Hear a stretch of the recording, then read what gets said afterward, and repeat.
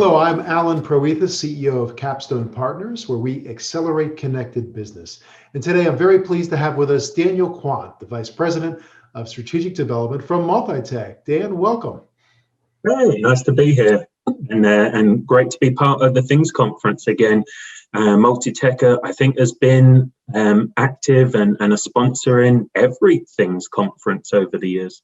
Well, Multitech, frankly, has been, I think, a prime mover since the early days of LoRa technology. So it makes perfect sense that you're always a constant presence here, and I think you've done a lot to advance technology in the industry. So welcome. So we have to start out, of course, by asking Vice President of Strategic Development. Tell me about that role. What exactly is your role at Multitech? Yeah, so it's got a few caps on there, but it's really about identifying market trends, Alan. It's about incubating and innovating new technology first. And we have a rich history of that at Multitech. As you highlighted, we developed the world's first industrial LoRaWAN gateway. And the Things Network, that was the first gateway that they placed an order for. So we have that rich history, and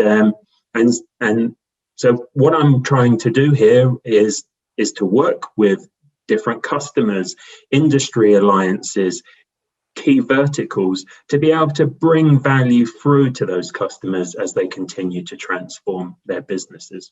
I think it's such a critical role, that combination of strategic thinking, but product marketing, and yet thinking about in terms of customer solutions. That's really the only way we get the things in the market as an industry that customers actually will use to solve real problems. And I think part of that great heritage of Multitech is actually behind some of the interesting news that came out, I think, about 2 or 3 months ago about Multitech really combining with a sensor company called SmartWave as part of a private equity investment by Northland Capital Partners. So really big news, and of course it comes, wasn't it the Multitech's 50th anniversary celebration as well in 2020? Well, it's exciting times for sure. So yeah, 50 years in the business now, and that journey takes another turn in the road there. So you're right, Northland Capital through SmartWave Technologies acquired Multitech back in November. So yeah, it's been a couple of months now. And yeah, this has just been great. It's about trying to grow the size of the market, Alan. It's about trying to continue the work that we had been doing with industrial IoT and smart assets, localization, and really bringing more durables and industrial consumables into the mix. And that's kind of the part of the background of SmartWave.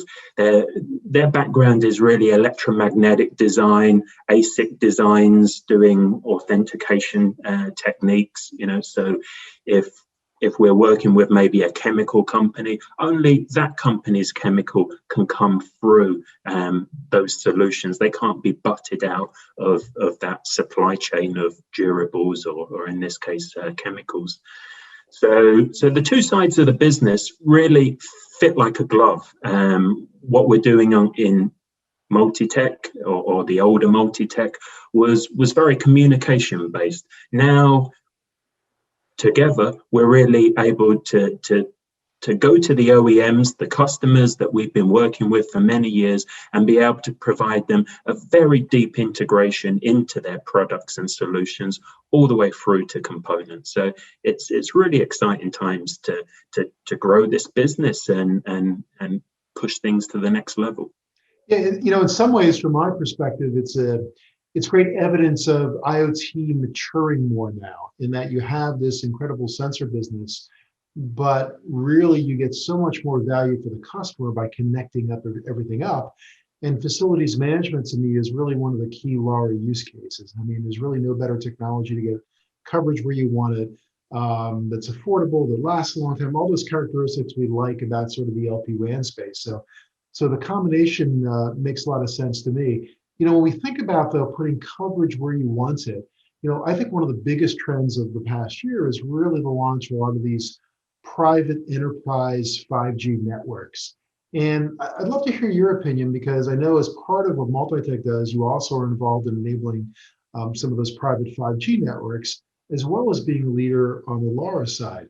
So what are your thoughts about how all that sort of interacts and lives together? Yeah, so enterprises have a rich background in deploying their own private wireless networks.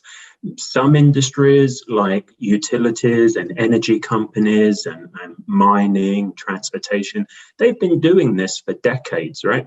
But it tends to be very proprietary technologies that really solve a very specific problem, but find it difficult to scale outside of that particular use case.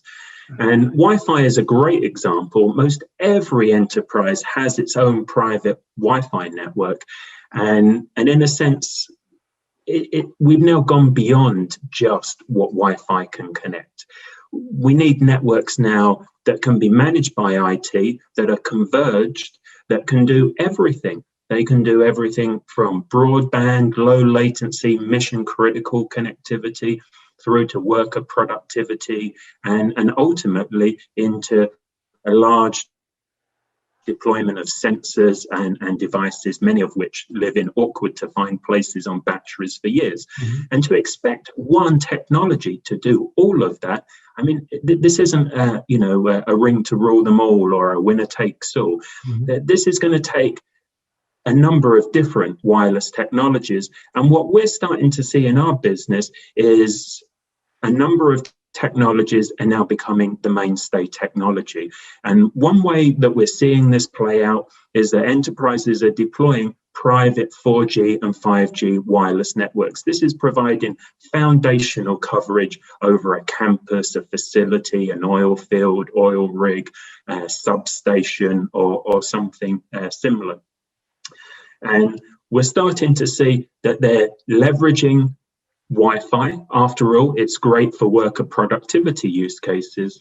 And they're obviously connecting up those broadband mission critical applications over that 5G network. And Wi-Fi is backhauling also into that 5G network.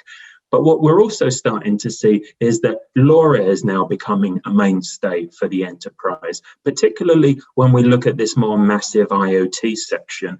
And ironically, 5G isn't so well placed to go after that massive IoT business.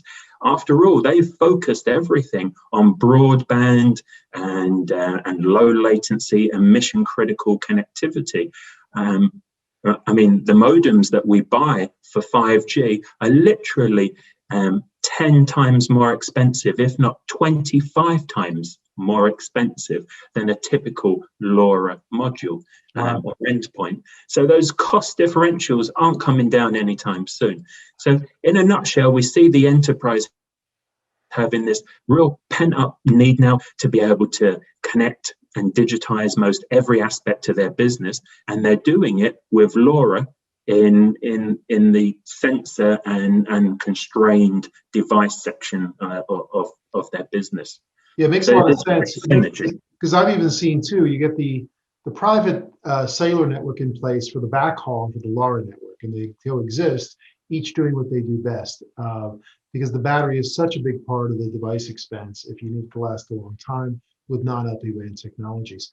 I know we're getting a little bit close in our time, but I have to ask you about, what did you see just really quickly last year in terms of the impact of the whole economic situation related to the virus and IoT deployments? Yeah, well, it was definitely a market where some moved, at breakneck speeds. I make this analogy of being pushed out of the plane. It's like I went up to do a parachute jump for the first time. I'm looking out of the door and I'm like, whoa, that's high. And then boom, I get the push behind me, right? And in a sense, that push happened in quite a few different opportunities and markets that we're working with. One of our customers said to us, we just need to remotely monitor everything now. We need to digitize every part of our asset, because if I need to send somebody there to be able to look at something or listen to something, then I can automate that. I can put that on a LoRaWAN sensor, and I can automate that back into a digital twin or a business process that I've set up. I only need to send people there when I need hands to fix something. And wise words, we saw that in a number of industries where they're literally locked out of their business unless it's an emergency. So never has there been a more acute time to remotely monitor assets.